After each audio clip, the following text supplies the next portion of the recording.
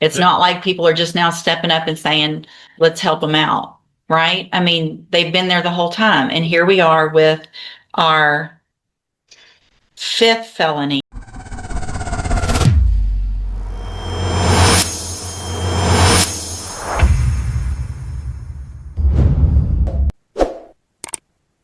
Ms. Reyes, you are Angela Reyes, correct? Yes, ma'am. And Ms. Reyes, in cause number 26, DCCR 0265, you're charged with the 3rd-degree felony offense of obstruction or retaliation from December 22nd of 2025. And how do you plead to that charge? Guilty. Are you pleading guilty freely and voluntarily? Yes, ma'am. And are you pleading guilty because you did what they charged you with? Yes, ma'am. And then in cause number 26, DCCR 0787, you're charged with a 2nd-degree felony offense of assault on a peace officer. And that's from March 17th of 2026. And how do you plead to that charge? Guilty. Again, are you pleading guilty freely and voluntarily? Yes, ma'am. And are you pleading guilty because you actually did what they've charged you with? Yes, ma'am. And then finally, in cause number 26, DCCR 0788, you're charged with a 3rd-degree felony offense of harassment of a public servant. And that's from March 17th of 2026. And how do you plead to that charge? Guilty. Again, are you pleading guilty freely and voluntarily? Yes, ma'am. And are you pleading guilty because you actually did what they charged you with? Yes. In all 3 of these cases, I have here on the tablet some documents that have your signature on them that the state has marked as exhibit number 1. Before you signed these, did you go over them with Mr. Lewis? Yes, ma'am. Do you fully understand them? Yes, ma'am. And do you understand, if I follow the agreements that you've made with the district attorney, that you will be waiving or giving up any right to appeal? Yes. Do you also understand, if you're not a U.S. citizen, that a plea of guilty or no contest may result in your deportation, exclusion from admission to the country, or denial of naturalization under federal law? And it looks like the agreements that you've reached in these 3 cases would be for you to receive 10-year deferred probations in each case. There would be fines in each case of $1,000. You would be ordered to. No, I'm sorry. I don't know that it was the intent of the state to have a total $3,000 fines. I'd be willing to waive the fine on 2 of those cases and just have. So a $1,000 fine in, let's just put it in 0265. Yes. And there would be no fine in 0787 and 0788. Is that your understanding? Yes, ma'am. Is it also your understanding that you would submit to a mental health evaluation and follow any and all recommendations and treatment, be on that mental health caseload at the probation department? Absolutely. State tenders number 1 in each case. No objection, Judge. It's admitted in each case. Is there any evidence that Ms. Reyes is not competent? No, Judge. All right, ma'am. In each of these cases, and also part of the agreement is that the state would dismiss all of the other remaining cases. Is that your understanding? Yes, ma'am. Released on probation when we come back for sentencing. Okay. Okay. You can go back with the bailiff. Thank you. Thanks, sir. All right. Are you Jameldrin? Yes. Willridge? So we're here. Mr. Willridge has 3. He's on probation in 3 cases, 18-28743, 28744, and 30139. And then there's a new offense of burglary of a habitation in cause number 25, DCCR 1804. And there was an agreement that was reached, and he entered a plea of guilty to that burglary of a habitation case. The agreement was for a 10-year deferred probation, restitution to be determined, and that those motions would be dismissed. There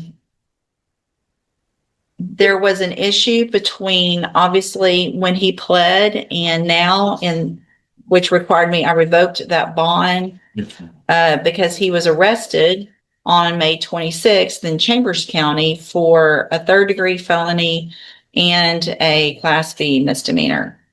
So obviously that Kind of nullified from all of our position where we were with that agreement, Judge. Right. So you know. Okay, so where are we? I mean, I'm going to at this time reject the agreement formally so we can start all over. You guys negotiate whatever y'all want to do. If we need to get more information about that Chambers County case, but obviously I'm not inclined at this point.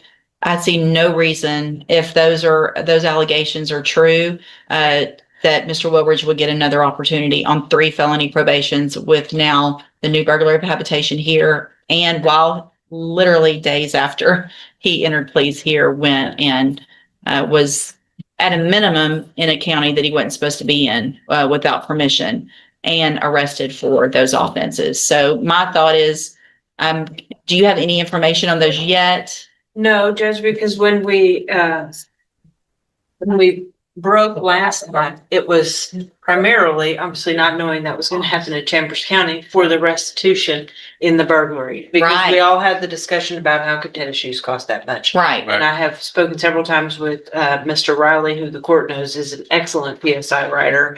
And he assures me, and through an affidavit from the complainant in that case, that that's what the restitution amount is. So I feel like we could ask for that and see if he'll pay it, and so be it.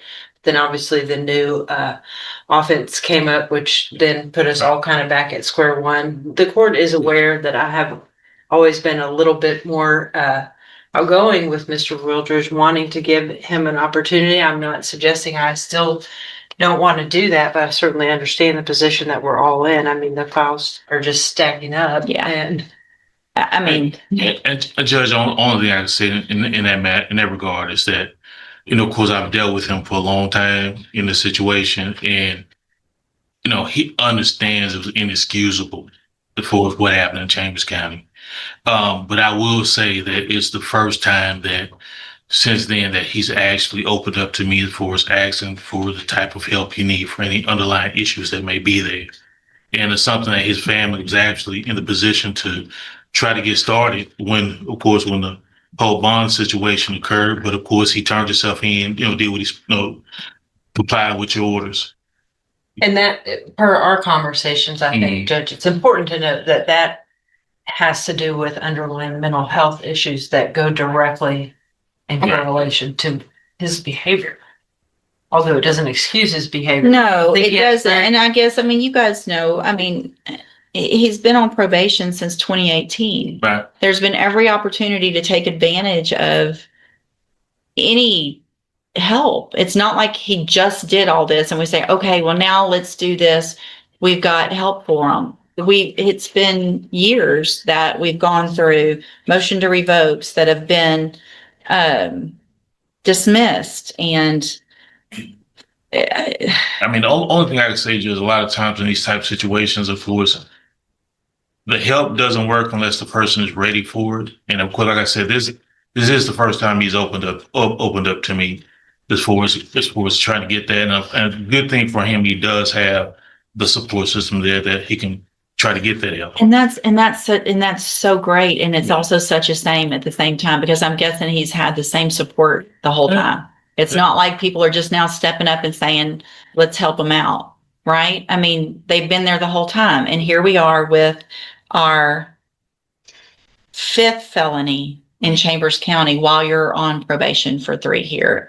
Here's what I need. I'm not going to do anything today. I want to find out, see what you guys can find out about Chambers County, what the status of those offenses are. Get Mr. Lewis whatever you can, so that I can also have a little, even if it's just a PC, so I can see a little more about what the underlying offense allegations are. And then we can kind of reconvene and I would see, I guess, where if you guys want to try to tell me what some agreement is, I'll see if I'm willing to go along with it or not. Obviously, probation, I value your opinion. And so More likely than not, Judge, if it's okay with the court, probably will not come to you with any type of agreement, maybe just more of a compliment. So that's good. okay. All right, sir. Are you Hector Wiggins Jr.? Yes, ma'am. And Mr. Parker, will your client waive the formal reading of the indictment? Your Honor. Mr. Wiggins, in clause number 24, DCCR 0548, you're charged with a state jail felony offense of theft of property with previous convictions. And that's from November 4th of 2023. And how do you plead to that charge? Yes. Are you pleading guilty freely and voluntarily?